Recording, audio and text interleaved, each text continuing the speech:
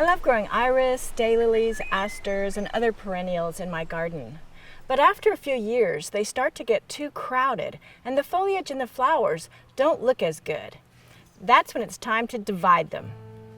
Perennials are usually divided every 2 to 5 years, depending on the species and growing conditions. But the best way to know if they need to be divided is to pay attention to how they're growing, not necessarily the calendar. The best time to divide is in the spring or the late summer, but after the bloom time.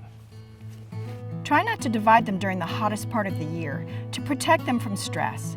And if dividing in the fall, give them time before the first frost to reestablish their roots. You can fertilize your divisions with an all-purpose fertilizer like this one from Down to Earth. Not all perennials need to be divided, but those that do fall into categories based on their type of roots.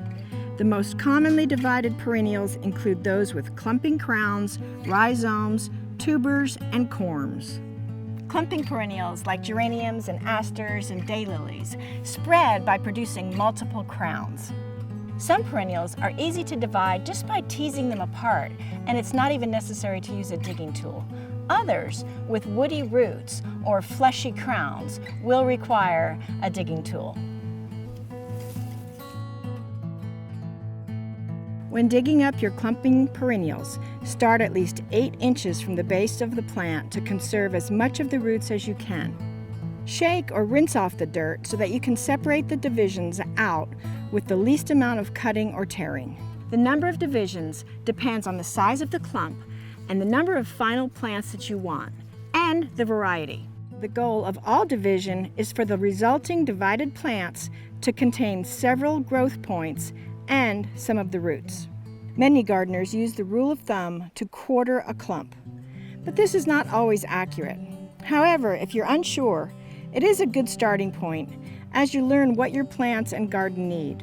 This method is not so aggressive as to be likely to kill the plant by over-dividing, but it is enough to give the plant room to grow for another few years. Another good idea is to divide the plant into a size that would fit into a 1-gallon pot. Sizing the division this way will give you ample root growth and top growth and ensure that the division will be healthy. Plant the divisions as soon as possible after they've been dug up. This is the time to add the fertilizer. Plant it to the same level that it was in the ground before, and then give it a good soaking. Alternatively, you can pot them up and put them in a frost-free location for the winter, and then plant them in the spring. Iris and other rhizomes are commonly divided perennials. They have a thick specialized root system, which can be dug up and then cut apart to form new plants. To divide rhizomes, dig up the whole clump and wash it off. Break or cut off pieces that are at least 3 inches long with at least 1 growth point or set of leaves. For iris, you should also cut back the leaves to 1/3 of the height. Discard the mother rhizome section because it will not bloom again.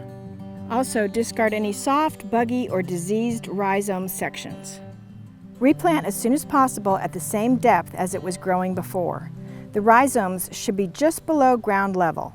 Leave plenty of space between plants for them to spread until it's time to divide them again. Tubers and corms are similar looking plant growth, which can be easily divided. Corms and stem tubers look like bulbs, but they grow multiple sets at the base of the stem. Root tubers grow along roots like potatoes. To divide corms and tubers, dig up the plant and separate the new cormels and tubers from the mother. The mother can also be replanted and will continue to reproduce and flower. Most corms and tubers are divided in the dormant season. Replant only the corms and tubers that have at least 1 growth point or eye. Replant the divided corms and tubers just below soil level. Divide your perennials and help your garden thrive, and grow organic for life.